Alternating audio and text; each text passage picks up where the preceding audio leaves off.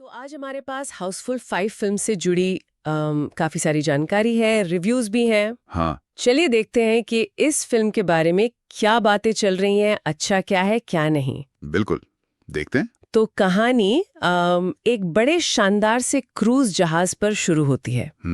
रंजीत डोबलियाल नाम का एक बहुत अमीर आदमी है। हाँ। वो अपनी 35वीं सालगिरह मना रहा है। हाँ। और ठीक उसी वक्त उसका मर्डर हो जाता है। अच्छा, वहीं पर। हाँ, वहीं। और इसके बाद उसकी जो भारी भरकम जायदाद है हम्म। वो 3 लोगों में बंटनी है। अक्षय कुमार, रितेश देशमुख और अभिषेक बच्चन। और मजे की बात यह कि तीनों का नाम जॉली है। हाँ, तीनों ही जॉली।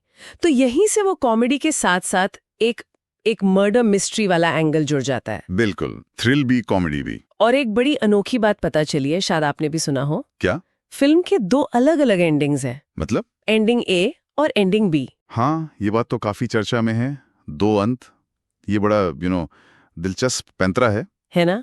शायद दर्शकों को दोबारा थिएटर लाने के लिए। हो सकता है, या शायद फ्रेंचाइजी में कुछ नया करने की कोशिश, क्योंकि कहानी का अंदाज तो अक्सर मिलता जुलता ही रहता है। सही बात है। अब देखना यह है कि ये कंफ्यूज करता है या लोगों को मजा आता है इसमें। अच्छा, अगर रिव्यूज की बात करें तो क्या चीजें हैं जो लोगों को पसंद आई? देखिए, कुछ चीजें तो हैं, जैसे कि ये तिकड़ी, अक्षय, रितेश, अभिषेक। हाँ। इनकी केमिस्ट्री को लोगों ने कहा है कि वो मजेदार है, स्क्रीन पर अच्छी लगती है। और एक और चीज, नाना पाटेकर का कैमियो, छोटा सा रोल है पर। ओ हाँ, नाना पाटेकर भी हैं। हाँ, उनका कैमियो काफी सराहा गया है। कहते हैं कि उन्होंने जान डाल दी जितने भी सीन में वो थे। अच्छा, पर क्या कुछ मिनट का रोल पूरी फिल्म की कमियों को अगर है तो ढक सकता है? ये भी एक सवाल है। बिल्कुल, ये सवाल तो बनता है। स्टार कास्ट की केमिस्ट्री अपनी जगह है, पर क्या कहानी में इतना दम था कि इन सितारों का सही इस्तेमाल हो? हाँ, वही। जहां तक कहानी की बात है, तो कॉमेडी और थ्रिल के मिक्सचर की तारीफ हुई है, खासकर फर्स्ट हाफ की एनर्जी। ओके। और सस्पेंस जो है वो कहते हैं आखिर तक बना रहता है। हाँ, वो 2 एंडिंग वाला एक्सपेरिमेंट वो तो चर्चा में है ही। और इन सब के बीच में वो बॉक्स ऑफिस के आंकड़े, वो तो चौंकाने वाले हैं। हाँ, वो तो हैं। भारत में सुना है करीब 190 करोड़ से ज्यादा। हाँ, और वर्ल्ड वाइड तो शायद 286 करोड़ के आसपास। वाह, इतनी मिली-जुली बातें सुनने को मिल रही हैं और फिर भी इतना कलेक्शन। बिल्कुल, ये दिखाता है कि हाउसफुल का नाम ही अपने आप में कितना बड़ा ब्रांड बन चुका है। लोग जाते हैं देखने। सही। पर दिलचस्प ये है कि इतनी कमाई के बावजूद कई रिव्यूज में कहानी और कॉमेडी पर काफी गंभीर सवाल उठाए गए हैं। अच्छा।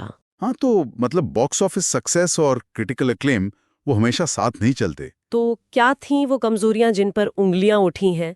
क्या दिक्कतें बताई लोगों ने? देखिए, कुछ रिव्यूज में साफ कहा गया है कि स्क्रिप्ट में हंगामा बहुत है, शोर शराबा है, पर जो असल मजाक है उनमें दम नहीं।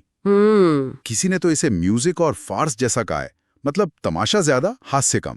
अच्छा, म्यूजिक व फार्स। हाँ, और खासकर फिल्म का जो दूसरा हिस्सा है, सेकंड हाफ, हाँ, वो कुछ लोगों को थोड़ा खिंचावा लगा, धीमा, स्लो पेस। ओके, धीमा लगा। और एक और शिकायत जो आम है, डबल मीनिंग जोक्स, दोहरे अर्थ वाले। हाँ, वो तो हाउसफुल की पहचान सी बन गई है शायद। हाँ, लेकिन इस बार कई लोगों को लगा कि ये जरूरत से ज्यादा थे, और कई बार बेमतलब के लगे, फिट नहीं हो रहे थे। तो स्क्रिप्ट कमजोर, सेकंड हाफ धीमा, और जोक्स भी वही पुराने अंदाज के जो अब शायद उतने फनी नहीं लगते। हाँ, कुछ हद तक यही तस्वीर उभर रही है रिव्यू से। बड़े सितारे हैं, सेट बहुत भव्य हैं, कॉमेडी और सस्पेंस का तड़का डालने की कोशिश है, लेकिन जो कहानी की बुनाई है और जो हास्य की क्वालिटी है, उस पर सवाल उठ रहे हैं। तो फिर कुल मिला के नतीजा क्या निकलता है? कौन जाए देखने ये फिल्म? किसके लिए बनी है ये?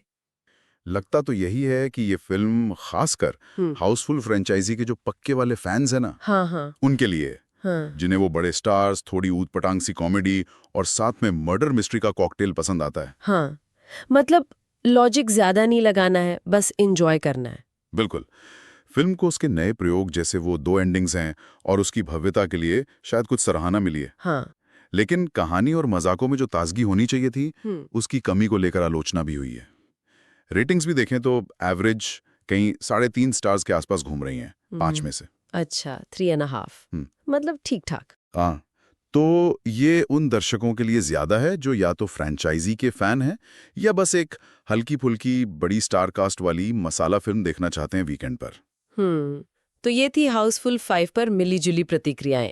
एक तरफ बॉक्स ऑफिस पर धूम, दूसरी तरफ क्रिटिक्स के सवाल। हाँ, और ये वाकई एक दिलचस्प सवाल छोड़ जाती है हमारे लिए क्या? कि क्या फिल्मों में ये जो दो अंत जैसी स्ट्रैटेजीज होती हैं, क्या ये वाकई दर्शकों को ज्यादा खींच पाती हैं या ये सिर्फ एक मार्केटिंग का तरीका है? अच्छा पॉइंट है। और उससे भी बड़ा सवाल ये कि जो इतनी लंबी चलने वाली कॉमेडी फ्रेंचाइजीज हैं, वो अपने दर्शकों के लिए ताजगी कैसे बनाए रखें, बिना अपना जो मूल अंदाज है उसे खोए। सही बात है, ये तो सोचने वाली बात है।